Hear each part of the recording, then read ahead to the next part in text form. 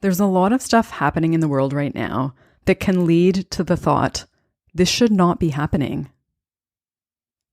So as brutal as it may be, what can this pandemic teach us about resistance and acceptance? That's what this episode is about. You're listening to Pure Light, where we explore how you can believe in yourself and be happy with who you are. My name is Ailey. I'm a coach, writer, and yoga and meditation teacher. This is episode 112. So in the last episode, I said something about how we could all probably relate to the fact that none of us want what's happening now to be happening now. So you may have thoughts like, why is this happening? This shouldn't be happening. This is not how things are supposed to be. And I want to point out that these are thoughts that we may have under normal circumstances in life. So these are not just thoughts that we might have right now with everything going on. Although right now, the number of people having them and the frequency of those thoughts coming up may be higher than usual. So for example, in the context of normal life, my sister's a teacher and she often calls me when she's on her way home from work, or at least she did when she was actually going to a classroom. And, she would share stories with me about what was going on. And some of those stories would lead to me automatically being like, that should not be happening because there's a problem. There's something that needs to be addressed, like some kind of structure or procedure or way of operating that isn't leading to the students and teachers and the entire system being supported in a way that honors and respects everyone's needs. And so when that thought comes up, this shouldn't be happening, or something along those lines, it's usually an automatic reaction to the situation or the story. So there's the thought, this shouldn't be happening, or this isn't the way that things are supposed to be. And then there's the body's reaction to that thought, which usually involves tension and fear and nervous energy, or something like that. And as a result, that physical reaction closes off or diminishes the body's capacity to feel, as well as the flow of energy in the body, like the prana in the body, life force energy.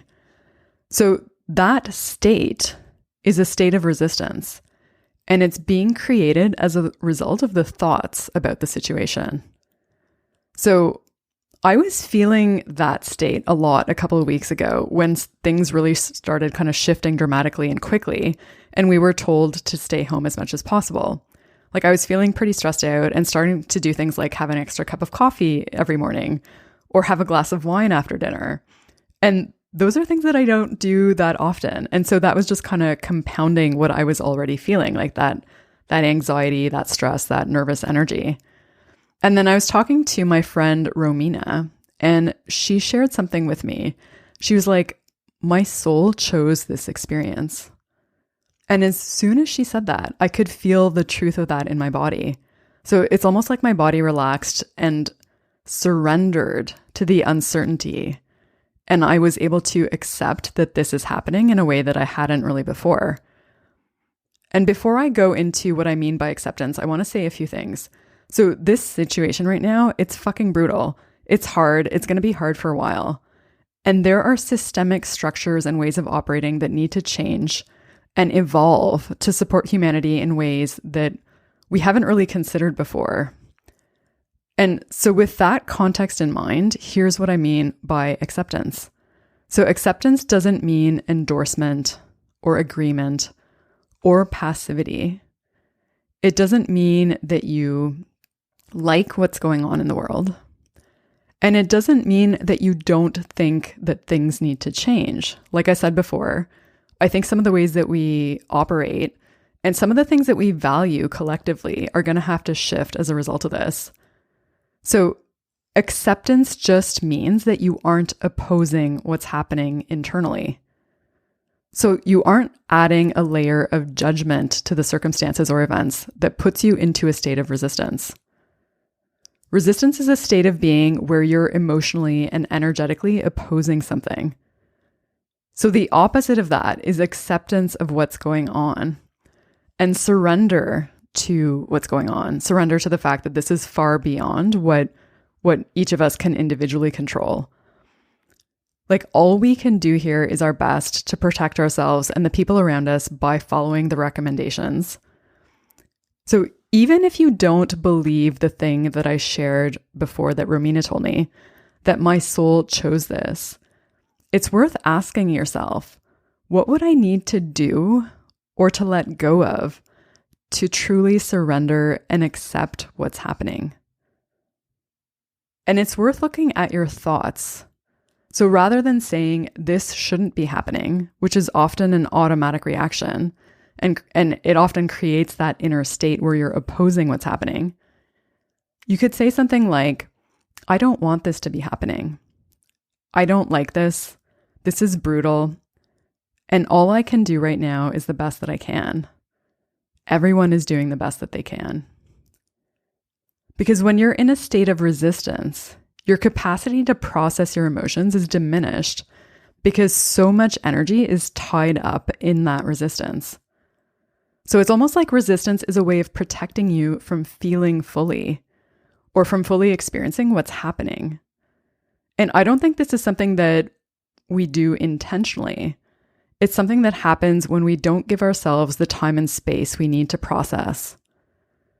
Because when you don't do that processing, old patterns come up. So old ways of trying to cope with anxiety and fear and heightened emotions.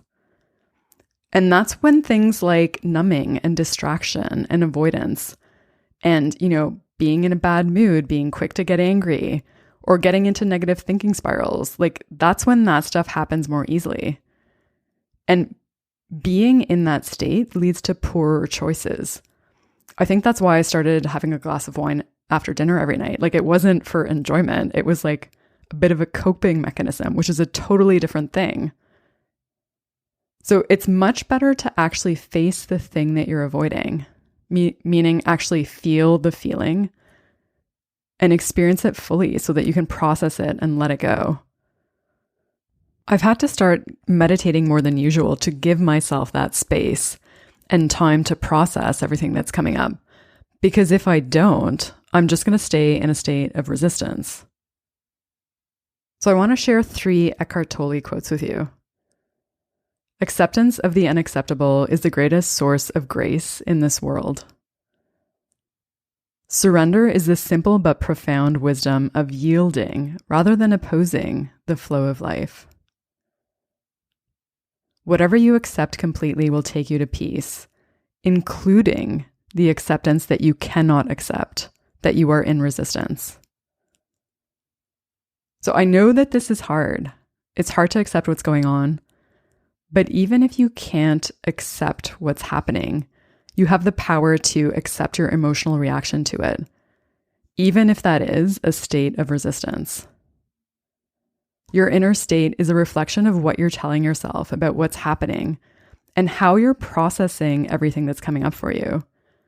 So if you're feeling like you're in a state of resistance, that heightened state of stress and anxiety, pay attention to what you're telling yourself and see if you can shift that language so that it comes from a place of non-resistance. And also give yourself time and space to process and feel everything that's coming up for you. And as I mentioned last week, I'm going to be doing some virtual meditations during the pandemic. So you can sign up now to get email invitations for that at purelightpodcast.com, as well as in the show notes for this episode. If you know someone else who needs to hear this, please share it with them. Thanks so much for listening. Until next time, may you be guided by your light.